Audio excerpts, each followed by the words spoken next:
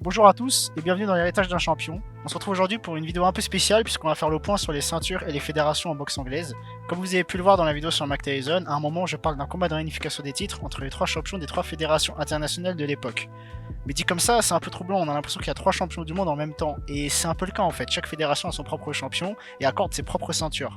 Donc dans cette vidéo, je vais vous expliquer le fonctionnement des fédérations, comment faire la différence entre une fédération nationale et internationale, et du coup comment elles impactent la boxe anglaise et l'attribution des titres.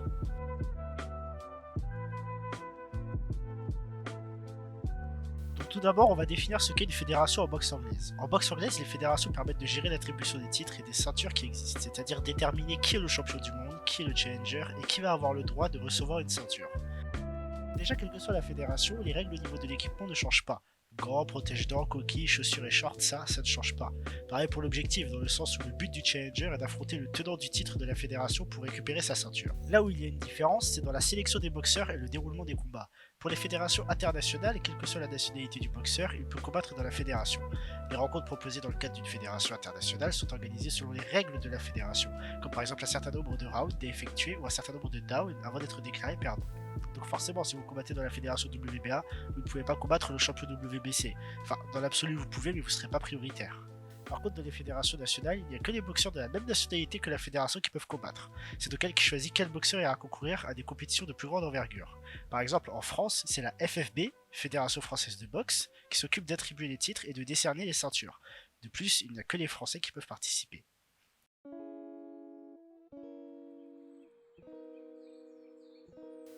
Donc on passe directement aux fédérations internationales parce que finalement il n'y a pas grand chose à dire sur les fédérations nationales, dans le sens où chaque pays a sa manière de gérer la boxe anglaise à l'intérieur de ses frontières. Nous par exemple on a l'Indie Box pour les personnes atteintes de handicap, la boxe éducative, etc.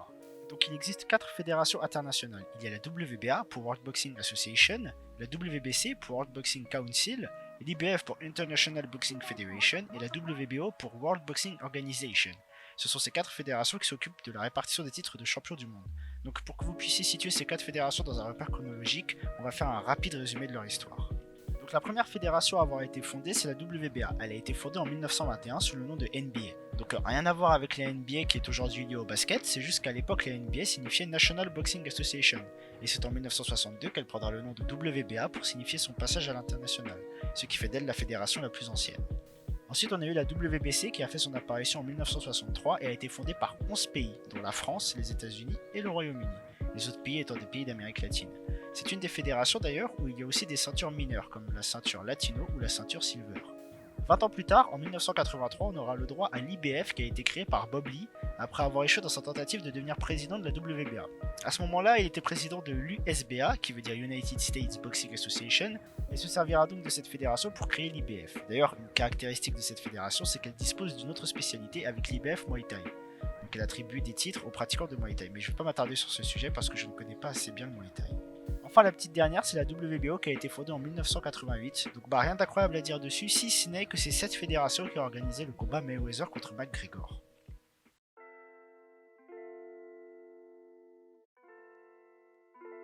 Bien, maintenant qu'on a vu ensemble les principales fédérations qui sont les plus connues et les plus médiatisées, on va s'intéresser à quelques fédérations moins connues mais qui rayonnent quand même au niveau mondial. Tout d'abord, on a l'IWBF pour International Women's Boxing Federation. Comme son nom l'indique, cette fédération valorise le combat entre femmes, dans ce milieu essentiellement masculin. Elle a vu le jour en 2000 après que l'engouement féminin pour la savate se soit développé. Ensuite, on a la IBA pour International Boxing Association qui a été fondée en 1996. Cette fédération ne fait pas partie des principales fédérations mais sert généralement de seconde chance pour les compétiteurs ayant subi une défaite importante ou un rebondissement dans leur carrière. On a aussi la WPBF pour World Professional Boxing Federation qui a été créée en 2006. C'est une des plus récentes fédérations au monde, comme l'IBA, elle sert de tremplin pour les compétiteurs qui ont subi une défaite, mais pas que. Elle assure aussi le maintien des règles de sécurité et du noble art dans le monde. Elle fait intervenir des boxeurs professionnels lors de conférences ou de galas de boxe pour sensibiliser sur les questions de sécurité et d'application des règles de ce sport. Après, il nous reste la GBU pour Global Boxing Union, qui n'est pas très intéressante si ce n'est qu'elle a la particularité d'organiser des combats dans tous les styles de boxe et ses dérivés comme le MMA ou le full contact. Enfin, on aborde un cas un peu spécial puisqu'on va parler du Ring Magazine.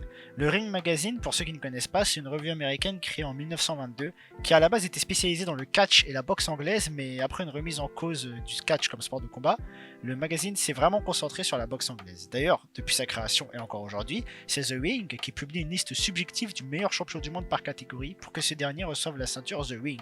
Certains considèrent cette ceinture comme aussi gratifiante qu'une ceinture de fédération internationale comme la WBA, tandis que d'autres pensent qu'elle n'a pas sa place dans le quatuor majeur des fédérations. Bon, après, j'aurais pu parler de plein d'autres fédérations, parce qu'il existe beaucoup de fédérations, et bon, pour toutes les citer, ce serait compliqué, mais en tout cas, voilà, on en a vu quelques fédérations qui sont quand même importantes, qui rayonnent au niveau international, mais qui ne font pas partie du quatuor majeur.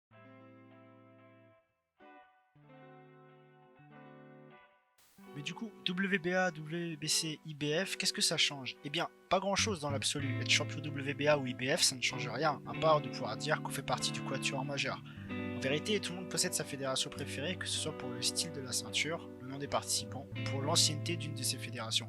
Après, forcément, on peut parler de favoritisme. Par exemple, la ceinture WBC est souvent considérée comme la ceinture des Mexicains, parce que bon, forcément, quand t'as 11 pays d'Amérique du Sud qui composent la fédération, c'est facilement compréhensible qu'il puisse y avoir du favoritisme. Au final, ce qui change vraiment, c'est l'importance et le prestige que chacun accorde à une fédération. Moi, par exemple, il n'y a pas une fédération que je préfère par rapport aux autres, si ce n'est à la limite la WBA parce que c'est la plus ancienne. Mais après, si je pouvais devenir champion du monde d'une de ces 4 fédérations, je serais aussi heureux d'avoir la ceinture WBA que WBO.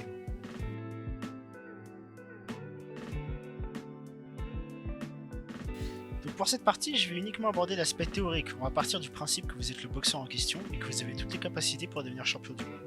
Pour devenir champion du monde, vous devez combattre les autres boxeurs du circuit et tous les battre. Par exemple, si vous êtes en WBA, globalement, il faut battre tout le monde jusqu'à arriver au détenteur du titre.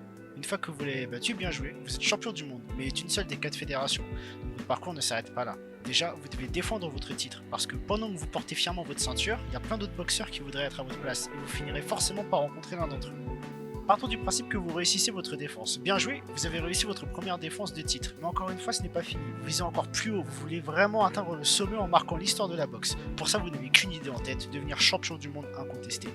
Mais c'est quoi un champion du monde incontesté? Eh bien, c'est très simple. Pour être champion du monde incontesté, il faut être champion du quatuor majeur, c'est-à-dire champion du monde WBA, WBC, IBF et WBO. Bon, après dit comme ça peut paraître difficile, voire même impossible. Mais vu que vous êtes champion du monde, vous pouvez directement combattre les champions du monde des autres fédérations sans passer par la case Challenger.